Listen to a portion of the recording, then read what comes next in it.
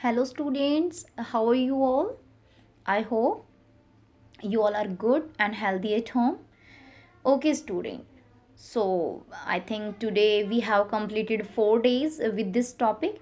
So today we will complete that chapter. Okay, so now let's proceed for the topic. We are studying introductory macroeconomics and the chapter is chapter number 7, that is aggregate demand, aggregate supply and related concepts. And student, we have completed each and every topic of this chapter. First of all, we started with the concept of AD. Then we started that what is AD, aggregate demand, with table and with diagram. Then after we studies about the consumption function. Then what are the parts of consumption function? MPC, APC, we have completed with diagram. Then after we started saving function, and we yesterday we have completed that one also. That saving function has also two parts, APS and MPS.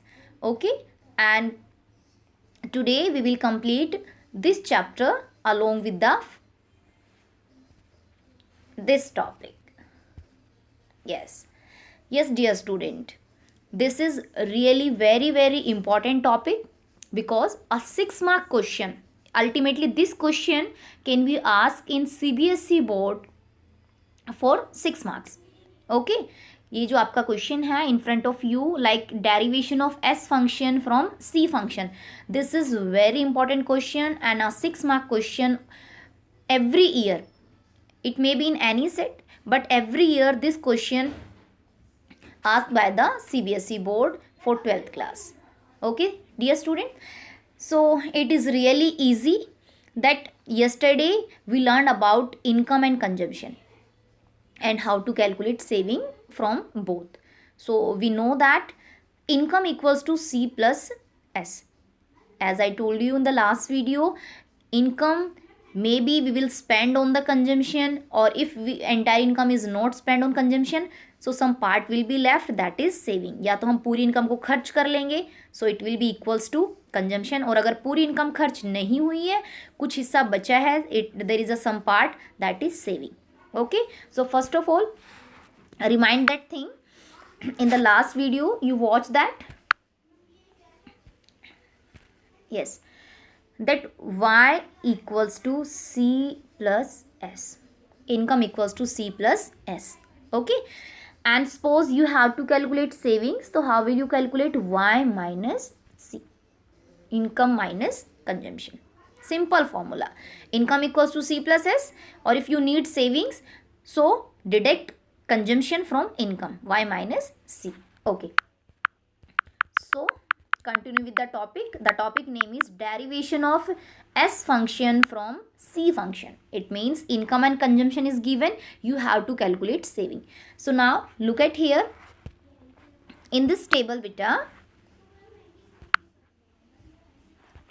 Yes, in this table income is given, consumption is given. Income is 0, consumption is 20. Income is 50, consumption is 60. Income is 100, consumption is 100. Income is 150, consumption is 140. Okay, so how will you calculate savings?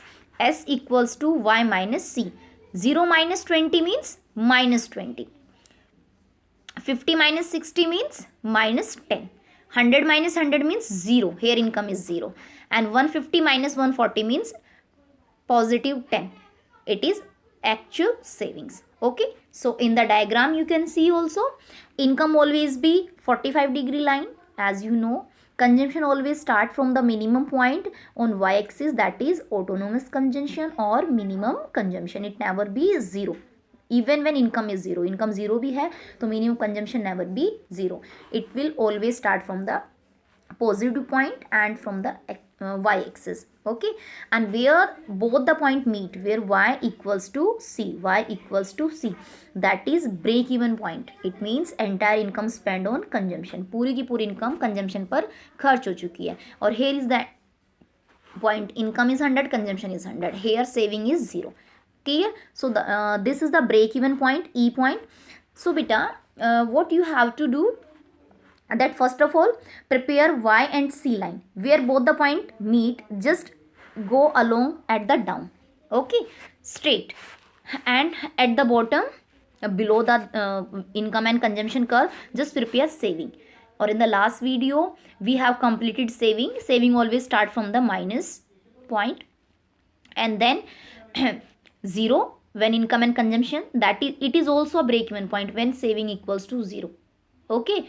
So just form the same line, and then after saving will be positive because income is greater than consumption. People start savings when income increases more than consumption. Okay dear student, this is the 6 mark question. You have to complete it with observation, or as you all know, observation, what we show on the x-axis, what we takes on the y-axis, which lines we show, what is break even point, you have to explain 6 to 7 points with table. Okay, this is your 6 mark question, so please prepare this question very carefully. Okay, so after that point we will be start our next topic, and this is your last one, that is relationship between MPC, propensity to consume and propensity to save, you can say. Okay, so propensity to consume means it has two parts. And what are the parts? APC, MPC. How we calculate APC? Total consumption divided by total income. And how we calculate MPC? Additional consumption divided by additional income. So as similarly we calculated saving function, in saving function also two parts, APS, MPS.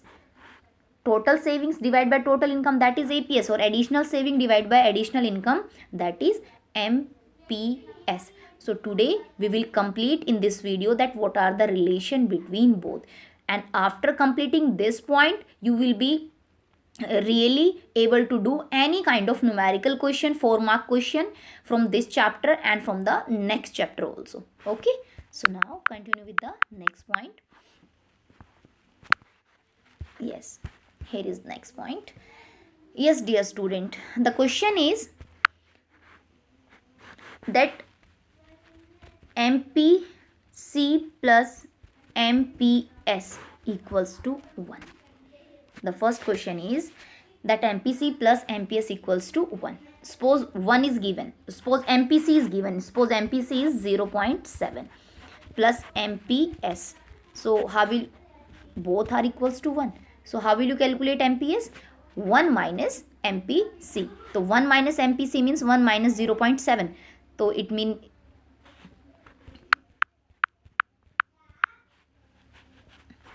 1 minus 0.7.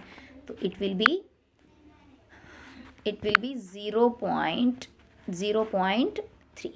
Clear? It will be 0.3. Okay dear students, so today we will complete that one. In this point, MPC plus MPS equals to 1. APC or APS, we will complete in later point. So first of all take that APC, it is C plus Y, APS S plus Y, or as we completed that income is equals to C plus S. Okay, so now APC plus APS. So similarly from the, suppose this is the equation 1 and this is the equation 2, then add both the equation. C, for instead of APC we can write C upon Y, okay, or instead of APS we can write S upon Y. Now take LCM. Y is here, so C plus S means income, C plus S means income, you can take from here. So income upon income equals to 1. So it means APC plus APS equals to 1. Okay, so now try this one, and the next one is MPC plus MPS equals to 1. Always it is equals to 1. So similarly we will follow that point.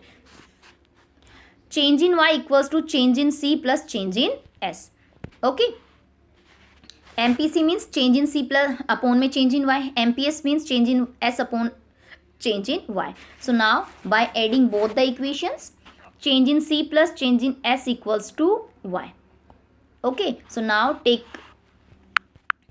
just take an example here. Yes, MPC plus MPS, C change in C upon change in Y plus change in S upon change in Y. Now take LCM, change in Y will be LCM, so above will be change in C and change in S. Change in Y upon change in Y, when you divide both it will be 1. So similarly beta, you can calculate that. Yes, you can calculate that APS plus APC equals to 1. As above we calculated, MPC plus MPS also equals to 1. So now we have completed. Clear? So here are the two formula, or these are really helpful to solve the numerical questions. Okay student, so now it's end of your chapter. So just recall all the points at home. If there is any query, you can call me beta, you can send message also. Okay, and tomorrow we will discuss only numerical part. Yesterday I told you that we will discuss numerical part, but before completing the chapter it is not possible that do all the numerical part. Now you are able to do, if you are watching every videos every day, so you can easily understand the meaning and you can solve the questions. Okay, first of all I will tell you, then you have to solve. Clear students? Okay, so this, it is enough for the day. So stay blessed beta, stay safe, stay at home.